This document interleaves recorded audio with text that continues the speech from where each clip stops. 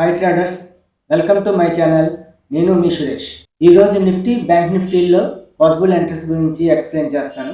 నిన్న నాకు కొద్దిగా ఫ్రీ టైం దొరికింది. దానివల్ల నిన్నటి మార్కెట్ అనలైజ్ చేస్తే ఈరోజు మార్కెట్ బుల్లిష్ ఉంటుందని నాకు తెలిసింది. అది ఎలాగో మీకు ఎక్స్ప్లెయిన్ చేస్తున్నాను.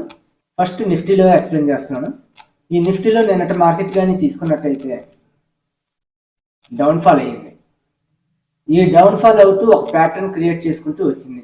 మొత్తం టోటల్గా మార్కెట్ 1 మినిట్లో, నేను 1 మినిట్ టైం వాడతాను. ఈ 1 మినిట్ టైం ఫ్రేమ్లో నిన్నటి మార్కెట్ ఇలాగ అబ్జర్వ్ చేస్తే మార్కెట్ ఇలా 1 మినిట్ టైం ఫ్రేమ్లో ఉన్నప్పుడు మనం ఈ స్వింగ్స్ని కలుపుకుంటూ ఒక లైన్ డ్రా చేసామనుకోండి. ఇక్కడ నుంచి 1, 2 రెండో స్వింగ్, మూడో స్వింగ్ ఇలా కలుపుకుంటూ డ్రా చేస్తే మనకి మూడో స్వింగ్ కూడా 2 స్వింగ్ని కలుపుకుంటూ డ్రా చేస్తే మూడో స్వింగ్ కూడా ఇక్కడే టచ్ అయ్యింది. దాని తర్వాత పైన కూడా మనం ఒక లైన్ డ్రా చేసామనుకోండి. ఇక్కడ నుంచి ఇలాగ పైన కూడా 3 స్వింగ్స్ కలుపుకుంటూ ఒక లైన్ వచ్చింది. కాబట్టి ఇలా వచ్చినప్పుడు మార్కెట్ ఈ లాస్ట్ స్వింగ్ దగ్గర టచ్ చేసి మార్కెట్ ఇలా పైకి వెళ్తుంది. ఇలా పైకి వెళ్తున్నప్పుడు వెనకాతల కన్ఫర్మేషన్స్ ఏమైనా ఉన్నాయేమో అనేది చూసుకోవాలి. అంటే ఇక్కడ ఒక లైన్ డ్రా చేసుకుంటే మనకి బ్యాక్ సైడ్ ఏమన్నది అనేది తెలుస్తుంది. చూడండి, ఈ లైన్ దగ్గర ఇక్కడ నుంచి మనకి పైకి వెళ్ళినాయి, 2 సార్లు కూడా పైకి వెళ్ళింది. కాబట్టి మూడోసారి కూడా ఈ విధంగా కూడా హారిజంటల్ లైన్ మనకి టచ్ అయ్యింది. నెక్స్ట్ ఇక్కడ ఆర్డర్ బ్లాక్ ఇన్బ్యాలెన్స్ కూడా వచ్చింది.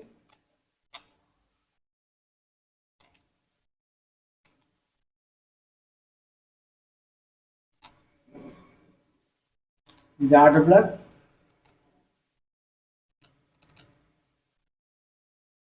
ఇంబ్యాలెన్స్,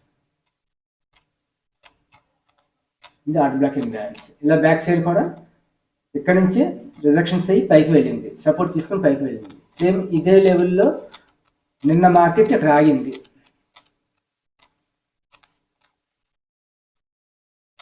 చూసారా, చూడండి, కరెక్ట్గా ఇక్కడ నుంచి పైకి వెళ్ళి దీని మీద సపోర్ట్ తీసుకోండి. అంటే ఇక్కడ నుంచి పైకి వెళ్తుంది రేపు మార్కెట్. కానీ మార్కెట్ గ్యాప్ అప్తో ఓపెన్ అయిపోయింది. ఓపెన్ అయిన తర్వాత ఇక్కడ ఎక్కడైతే మనం ట్రెండ్ లైన్ డ్రా చేసామో ఆ ట్రెండ్ లైన్ దగ్గర నుంచి రిజెక్షన్ వచ్చి మార్కెట్ అనేది పైకి వెళ్ళింది. ట్రేడ్ చేస్తే మనకి ఒక ప్యాటర్న్ వస్తేనే కానీ నేను ఎంట్రీ తీసుకోను. యాక్చువల్గా ఇక్కడ కూడా చాలామంది తీసేసుకుంటారు.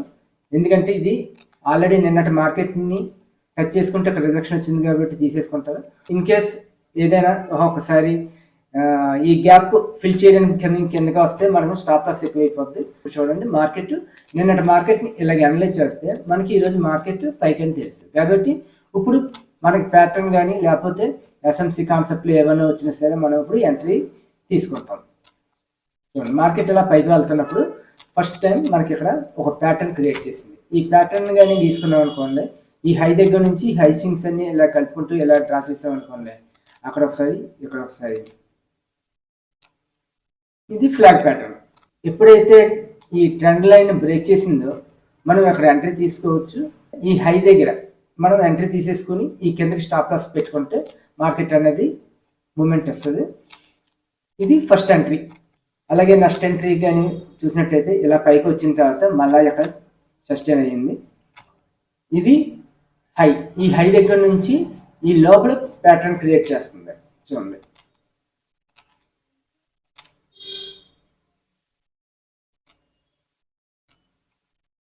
Ascending pattern.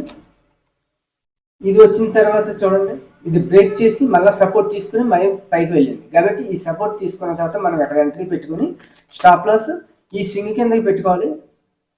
లేకపోతే మినిమం ఫస్ట్ స్వింగ్ దగ్గర కన్నా ఇలా పెట్టుకుంటే మార్కెట్ అనేది మళ్ళీ సెకండ్ మూవ్ ఇచ్చింది. ఇక్కడ చూడండి, ఇక్కడ చాలాసేపు సస్టైన్ అయిపోయింది. ఇలాంటప్పుడు మనం ఏంటంటే మార్కెట్లో ముందుకి వెళ్ళకూడదు.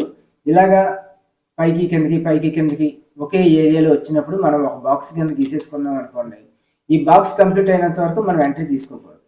ఇక్కడ నుంచి ఇక్కడ వరకు కూడా ఈ బ్రేక్ అయిన దగ్గర వరకు కూడా 1:40 1:50 నిమిషాలు మనం ట్రేడింగ్ చేయకుండా మనం వెయిట్ చేసి చూడవలసిందే. ఎందుకంటే మూమెంట్ ఎటు వస్తుందో తెలీదు, ప్యాటర్న్ రావట్లేదు, అన్నీ కన్ఫ్యూజ్ కింద ఉంటుంది. చాలామంది బాక్స్ ఇలా గీసుకుని ఎటు బ్రేక్ అయితే అటు ఎంట్రీ తీసుకుంటారు. పై సైడ్కి బ్రేక్ అయింది అనుకోండి సి ఎంట్రీ, కిందకి బ్రేక్ అయింది అనుకోండి పి ఎంట్రీ తీసుకుంటారు. అది వాళ్ళ కాన్సెప్ట్.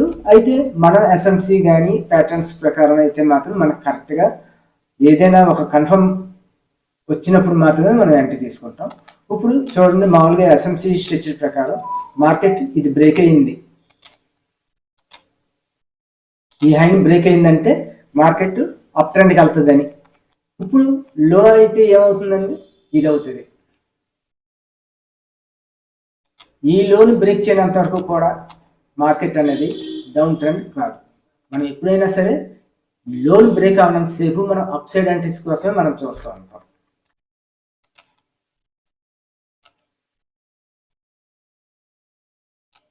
కాబట్టి ఇది ఎంతవరకు వచ్చింది, ఈ లో వరకు వచ్చింది కానీ లోన్ బ్రేక్ చేయలేదు. మళ్ళీ ఇక్కడ నుంచి రిటర్న్ అవుతుంది. రిటర్న్ అవుతున్నప్పుడు ఇక్కడ మనకి మార్నింగ్ స్టార్ వచ్చింది. మార్నింగ్ స్టార్ అంటే అర్థం ఏంటి, పైకి వెళ్తుందని. ఇప్పుడు ఇక్కడ మనం ఎంట్రీ తీసుకుంటాం. ఇక్కడ కూడా ఇది ఇన్బ్యాలెన్స్, ఇది ఆర్డర్ బ్లాక్. మార్కెట్ తిరిగి దీని మీద ఎప్పుడు బేస్ అయిందో మనం ఎంట్రీ తీసుకుంటాం, దీని కిందకి స్టాప్ లాస్ పెట్టుకుంటాం. మ్యాక్సిమం ఈ స్వింగ్ కంటే ఈ స్వింగ్ కిందకి పెట్టుకుంటే చాలా బెస్ట్. ఇక్కడ నుంచి ఇంతవరకు వెళ్ళింది అంటే 30 పాయింట్స్ వెళ్ళింది. అంటే ఇక్కడ పాయింట్స్ ఇంపార్టెంట్ కాదు, సబ్జెక్ట్ ప్రకారం ఏంటంటే ఈ లోన్ బ్రేక్ అవ్వనంతసేపు కూడా అది అప్ ట్రెండే. డౌన్కి మనం ఎంట్రీ తీసుకోకూడదు, బాగా స్ట్రాంగ్ అయితేనే తప్ప మనం ఎంట్రీ తీసుకోకూడదు. ఇదండి నిఫ్టీలో అయితే ఈ విధంగా వచ్చింది. నిన్నటి కాన్సెప్ట్ని బట్టి ఈరోజు మార్కెట్ ఇలాంటి మూవ్ ఇచ్చింది. ఇలాగ ఉంటుండగా మీరు మూవింగ్ యావరేజ్ని కూడా యాడ్ చేసుకొని మీరు సపోర్ట్ తీసుకోవచ్చు. ఇలా తీసుకుంటున్నప్పుడు నేను 25, 50, 100 మూవింగ్ యావరేజ్ని వాడతాను. చూడండి, కరెక్ట్గా ఈ మూవింగ్ యావరేజ్ మీద బేస్ చేసుకుని ఈ ప్యాటర్న్ అంటే పైన ఉన్న ఫ్లాగ్ ప్యాటర్న్ బ్రేక్ చేసింది కాబట్టి ఇక్కడ ఒకసారి ఎంట్రీ తీసుకోవచ్చు. అలాగే మళ్ళీ పైకి వెళ్ళి మళ్ళీ 50 మూవింగ్ యావరేజ్ దగ్గరికి వచ్చిన తర్వాత మళ్ళీ మూమెంట్ ఇస్తున్నప్పుడు ఇది బ్రేక్ అయింది కాబట్టి ఇక్కడ ఒకసారి ఎంట్రీ తీసుకోవచ్చు.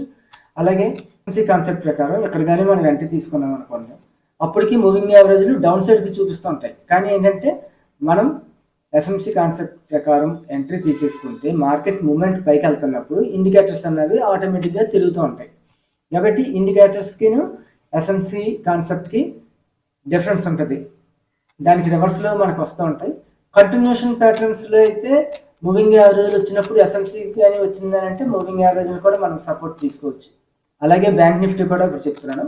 బ్యాంక్ నిఫ్టీ నిన్నటి మార్కెట్ కానీ తీసుకున్నాం అనుకోండి, నిన్నటి మార్కెట్ ఈ విధంగా వచ్చింది. ఇలా వచ్చిన తర్వాత నిన్నటి మార్కెట్ మనం అనలైజ్ చేస్తున్నప్పుడు మొత్తం టోటల్ క్యాండిల్స్ని పెట్టుకుని చూడాలి. ఇలాగ 4 క్యాండిల్స్ ఇలా 10 క్యాండిల్స్ ఇలా పెట్టుకుని ఇలా పెద్ద చేసేసి పెద్ద క్యాండిల్స్కి ఇలా చూడకూడదు. ఎప్పుడు మన మార్కెట్ చూసామంటే నెంబర్ ఆఫ్ క్యాండిల్స్ టోటల్ నిన్నటి మార్కెట్ టోటల్ క్యాండిల్స్ని కానీ చూసినట్టయితే మనకి నెక్స్ట్ ఏమవుతుంది, నిన్న ఏమైనా ప్యాటర్న్స్ వచ్చాయా లేవా అనేది మనకు తెలుస్తుంది. ఇప్పుడు చూడండి, ఇందులో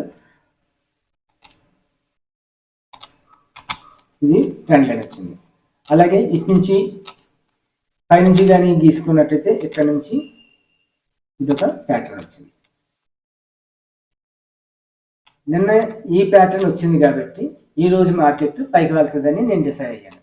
కాబట్టి కరెక్ట్గా ఫస్ట్ క్యాండిల్ డౌన్ సైడ్కి వచ్చి కరెక్ట్గా ఈ లైన్ మీద ఈ ట్రెండ్ లైన్ మీద బ్రేక్ చేసి రిజెక్షన్స్తో పైకి వెళ్ళింది.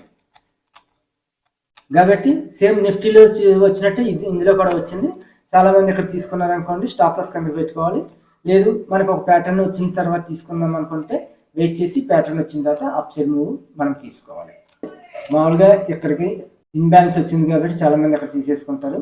కానీ కన్ఫర్మేషన్ ఎంట్రీ కోసం చూసినట్టయితే మాత్రం ఇక్కడ ఈ ఏరియాలో వచ్చింది. నాకు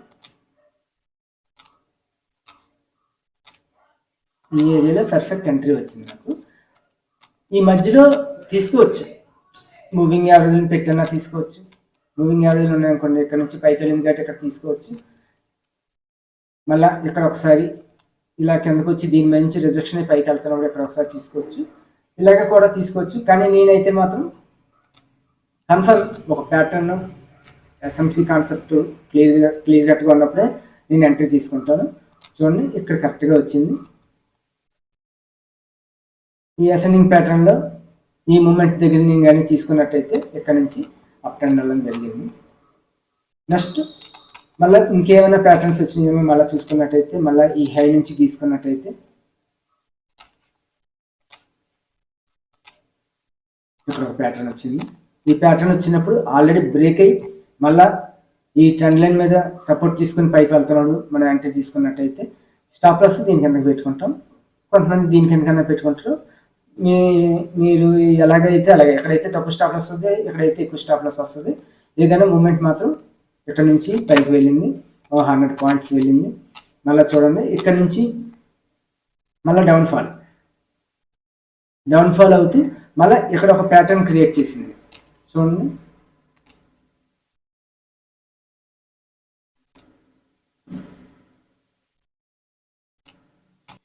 ఇక్కడ ఒక ప్యాటర్న్ క్రియేట్ చేసింది. ఈ ప్యాటర్న్ క్రియేట్ చేసినప్పుడు మనం ఇది బ్రేక్ అయిన తర్వాత మనం ఎంట్రీ తీసుకుంటాం. మళ్ళీ రీటెస్ట్కి వచ్చినప్పుడు ఇక్కడ ఎంట్రీ తీసుకుంటాం. ఈ రీటెస్ట్ అవుతున్నప్పుడు కూడా మనం ఇటు సైడ్ ఇన్బ్యాలెన్స్ ఏమైనా ఉన్నాయేమో చూసుకున్నాం అనుకోండి. చూడండి ఇది ఇన్బ్యాలెన్స్. కరెక్ట్గా ఈ ఇన్బ్యాలెన్స్ దగ్గర నుంచి హ్యామర్ క్యాండిల్ వచ్చింది కాబట్టి దీనిపైన మనం ఎంట్రీ తీసుకున్నామని అంటే మళ్ళీ ఇది కంటిన్యూషన్ మళ్ళీ పైకి వెళ్తుంది.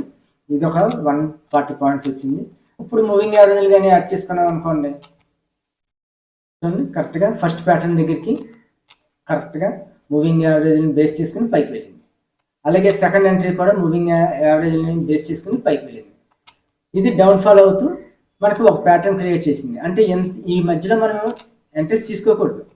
మనకి కన్ఫర్మ్ ఎంట్రీ ఒక ప్యాటర్న్ బ్రేక్ అయ్యిందా లేదంటే మూవింగ్ యావరేజ్ని బేస్ చేసుకుని పైకి వెళ్తుందా, ఇలాంటప్పుడు మనం ఎంట్రీస్ తీసుకోవాలి. నిన్నటి మార్కెట్ బిహేవియర్ని బట్టి ఈరోజు మార్కెట్ పైకి వెళ్తుందని మనకు తెలుసు. అయితే పైకి వెళ్తుంది అనేసి మనం ఇష్టం వచ్చినట్టు పెట్టేయకూడదు. ఇప్పుడు మీరు ఒక స్ట్రాటజీ వాడుతున్నారు అనుకోండి, ఆ స్ట్రాటజీ మీకు సిఈ సైడ్ ఉంది. ఆ సిఈ సైడ్ ఉన్నప్పుడు ఇది కూడా మార్కెట్ సిఈ సైడ్ అని మీరు అనుకుంటారు. అలాంటప్పుడు ఈ రెండు కలిసినప్పుడు మనం ఎంట్రీస్ తీసుకోవాలి. ఇప్పుడు మార్కెట్ ఎంతవరకు పైకి వెళ్ళింది, ఇంకా పైకి వెళ్తుందని ఎక్కడ కొని వాళ్ళు చాలామంది ఉంటారు. అప్పుడు ఇంత డౌన్ఫాల్ అయిపోయింది. అలాంటప్పుడు లాస్ అయిపోతుంటారు. అలాగే ఇక్కడ కూడా ఇక్కడ నుంచి మూమెంట్ ఇచ్చేసింది, ఇంకా స్ట్రైట్గా పైకి వెళ్ళిపోతుంది అనేసి ఎక్కడ కొని వాళ్ళు ఉంటారు. అప్పుడు ఏంటంటే కొనగానే కిందకి వచ్చేస్తూ ఉంటుంది. మనకి మార్కెట్ మూమెంట్ పైకి ఉందని అన్నప్పుడు మనకి ఏదో ఒక ప్యాటర్న్ రావాలి. వచ్చినప్పుడే మనం ఎంట్రీస్ తీసుకోవాలి, స్టాప్ లాస్ మెయింటైన్ చేసుకోవాలి. ఇది ఫ్రెండ్స్, ఈ కాన్సెప్ట్ మీకు అర్థమైంది అనుకుంటున్నాను. నిఫ్టీ, బ్యాంక్ నిఫ్టీలో పాసిబుల్ ఎంట్రీస్ గురించి మీకు ఎక్స్ప్లెయిన్ చేశాను. మీకు ఏమైనా డౌట్ ఉంటే కామెంట్ బాక్స్లో తెలియజేయండి. లేకపోతే వాట్సాప్ నెంబర్ ఇచ్చాను, వాట్సాప్ నెంబర్లో కూడా నాకు మెసేజ్ చేస్తే నేను చూసి రిప్లై ఇస్తాను. Please like, share and subscribe to our channel. Thank you.